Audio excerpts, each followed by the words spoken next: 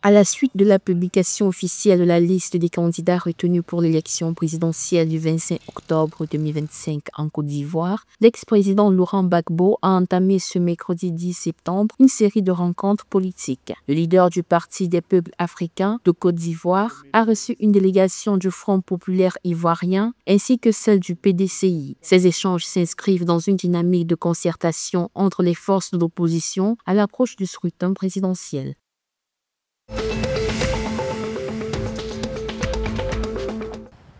L'économie ghanéenne a enregistré une croissance de 6,3% au deuxième trimestre 2025 contre 5,7% à la même période en 2024, indiquant une reprise continue. Le secteur agricole a joué un rôle clé avec une croissance de 5,2%, notamment grâce à l'élevage. En revanche, la croissance du secteur industriel a fortement ralenti, passant de 12,2% à 2,3%.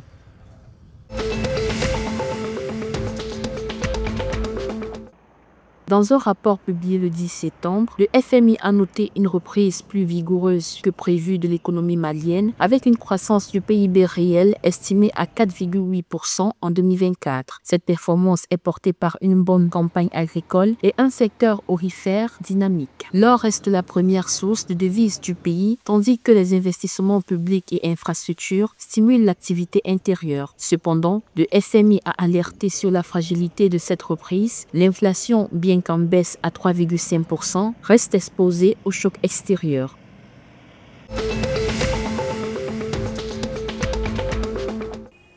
En Sierra Leone, le ministère de la Santé a lancé un portail en ligne pour recruter 3000 agents de santé de tout grade du 8 au 29 septembre 2025. Cette initiative vise à garantir transparence, impérialité et équité dans le recrutement avec une inscription gratuite. Face à une pénurie de personnel qualifié et une répartition inégale entre zones urbaines et rurales, ce recrutement ambitionne de renforcer le système de santé et d'améliorer l'accès aux soins, notamment dans les régions éloignées.